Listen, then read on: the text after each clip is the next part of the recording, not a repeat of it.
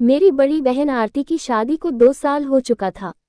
दीदी काफी सुंदर है और जीजाजी भी काफी हष्टपुष्ट हैं। शादी के बाद दीदी कम ही हमारे घर आया करती थी क्योंकि जीजाजी को दीदी के बिना बिल्कुल भी रहा नहीं जाता था। दीदी और जीजाजी एक दूसरे से बहुत प्यार करते हैं और एक दूसरे के बिना नहीं रह सकते। ये बात मुझे उस दिन समझ में आई जब दीदी दिवाली पर हमारे घर आई हुई थी। दीदी को आए 1 हफ्ता हो चुका था, लेकिन जीजाजी के फोन दिन भर में कई बार आते रहते थे। दीदी अक्सर कहती थी इतनी जल्दी कैसे आऊं, कुछ दिन और रुकने दो, पर आप भी फोन करके ऐसी ऐसी बातें करते हो जिससे मुझे भी आपकी बहुत याद आने लगती है। उतने में मम्मी आ गई और दीदी ने फोन काट दिया।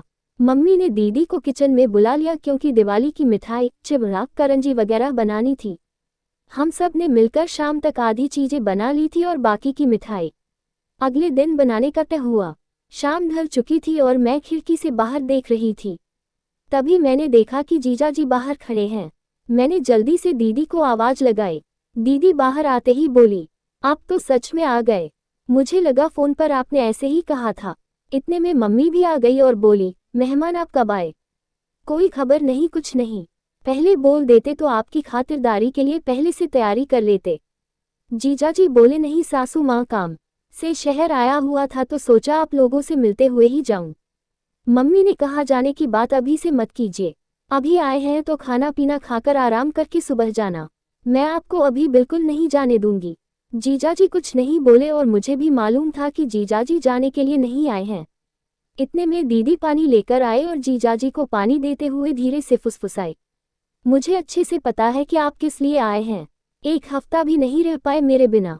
जीजाजी मुस्कुराकर बोले, तुम हो ही ऐसी। ये सुनकर दीदी शर्माकर मुस्कुराए और वहां से चली गई। थोड़ी देर में खाना बनकर तैयार हो गया।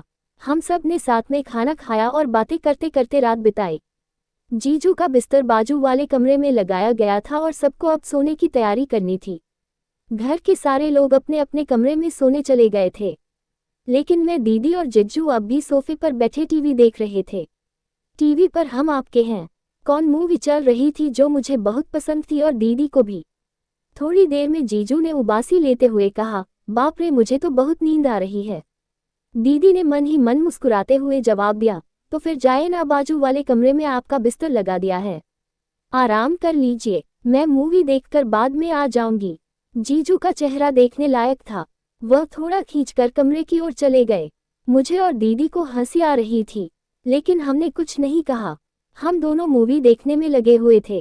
कुछ देर बाद दीदी ने मुझसे कहा, छोटी मुझे भी अब नींद आ रही है, मैं सोने जा रही हूँ। मैंने तुरंत कहा, दीदी अगर तुम भी चली जाओगी तो मुझे डर लगेगा, तुम्हें पता है ना, रात में मुझे अकेले डर लगता है। दीदी थोड़ा ठिठकी और बोली, ठीक है, थोड़ी देर रुक जाती हूँ। उसी वक्त जीजू ने कमरे से आवाज लगाई, आरती पानी चाहिए। दीदी ने तुरंत कहा, रुको छोटी, मैं तुम्हारे जीजू को पानी देकर आती हूँ। मैंने कहा, ठीक है, पर जल्दी आना। दीदी किचन से पानी की बोतल लेकर जीजू के कमरे में चली गई। मैंने सोचा अभी आएगी, लेकिन 5 मिनट बीत गए और पूरे घर में मुझे कोई नजर नहीं आया।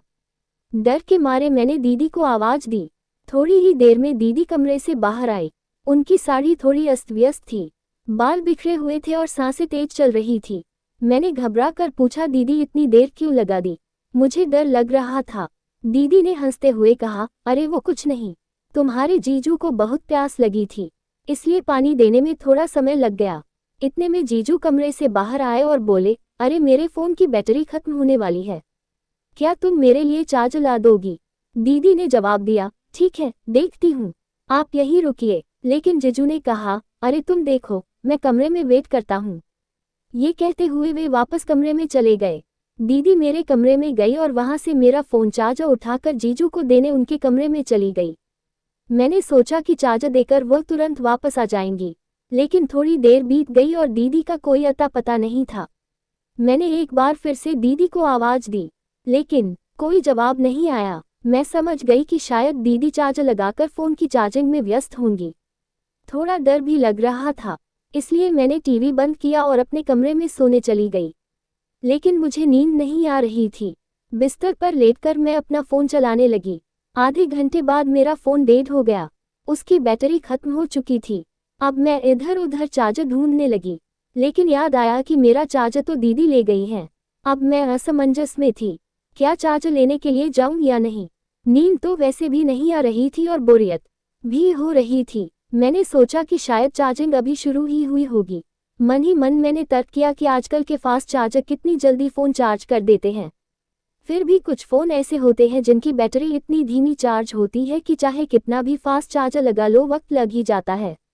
मैं सोचने लगी कि एक बार जाकर देख ही लूं कि जीजू का फ़ोन कितना चार्ज हुआ है, या फिर अभी चार्जिंग शुरू ही हुई है। लेकिन यह विचार मेरे दिमाग में घूम रहा था कि आखिर मुझे कमरे में जाना चाहिए या नहीं। मुझे बोरियत महसूस हो रही थी और फ़ोन के बिना समय काटना मुश्किल लग रहा था। आखिरकार मैं चार्जर लेने के लिए जीजू और दीदी के कमरे की ओर बढ़ी। जैसे ही दरवाज़ा खोलने की कोशिश की, वह अंदर से बंद था। खिड़की भी पूरी तरह से अंदर से बंद थी, लेकिन कमरे के अंदर से हल्की रोशनी बाहर आ रही थी जो कांच की खिड़की से दिख रही थी। मैंने सोचा सो तो नहीं गए होंगे।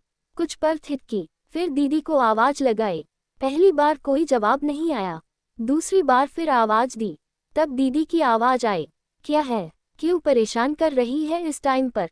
मैंने कहा दीदी वो मेरा फ़ोन चार्जर अंदर रह गया है, मेरा फ़ोन बंद हो गया है, चार्जिंग करनी है। जीजू का फ़ोन चार्ज हो गया हो तो मुझे चार्जर दे दो। दीदी ने थोड़ी खींच भरी आवाज़ में कहा, अरे नहीं हुआ है फ़ोन चार्ज, तुम्हारे जीजू के फ़ोन को चार्ज होने में काफ़ी समय लगता है। चार्जिंग तो अभी अभी शुरू हुई है, तुम जाकर सो जाओ, परेशान मत करो। मैंने कहा दीदी बस 10 मिनट के लिए चार्जर दे दो, मेरा फ़ोन फास्ट चार्जिंग करता है। दीदी ने जवाब दिया, ठीक है बाबा लाती हूँ, तू अपने कमरे में जा। मैं अपने कमरे में लौट गई।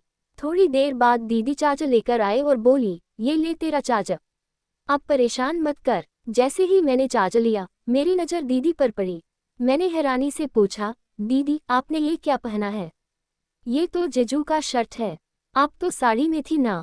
दीदी ने झेपते हुए कहा, चुप बैठ मैं जा रही हूँ। ये कहकर दीदी वापस कमरे में चली गई। मैंने चार्जर से अपना फ़ोन चार्ज करना शुरू कर दिया। सिर्फ 15 मिनट में मेरे फ़ोन की काफ़ी बैटरी चार्ज हो गई थी। मैंने सोचा चलो अब चार्जर वापस दे आती हूँ। अगर दीदी सो भी रही होंगी तो मैं खुद जीजू का फ़ोन चार्जिंग पर लगा दूंगी। मैं चार्जर लेकर दीदी और जीजू के कमरे की ओर गई। इस बार दरवाज़ा थोड़ा सा खुला हुआ था, शायद दीदी जल्दी में बंद करना भूल गई होंगी। जैसे ही मैंने दरवाज़ा खोला और अंदर कदम रखा, मेरे सामने ऐसा नज़ारा था जो मैंने अपनी ज़िंदगी में कभी नहीं देखा था। मेरी आंखें फटी की फटी रह गई। मुझसे ये बहुत बड़ी गलती हो गई थी। मुझे अंदर आने से पहले आवाज़ देनी चाहिए थी। मैं ये कैसे भूल सकती थी कि यह शादीशुदा जोड़ा है। मुझे उन दोनों को देखकर बेहद शर्म आ रही थी, लेकिन दीदी और जीजू को इस बात का ज़रा भी अंदाज़ा नहीं था कि मैं दरवाजे पर खड़ी हूँ और उन्हें देख रही हूँ। उसके बाद जो हुआ उसे जानकर आप इतने हैरान हो जाएंगे कि आपको रहिए। अगर आपको ये पहला हिस्सा अच्छा लगा तो हमें कमेंट्स में ज़रूर बताएं। धन्यवाद।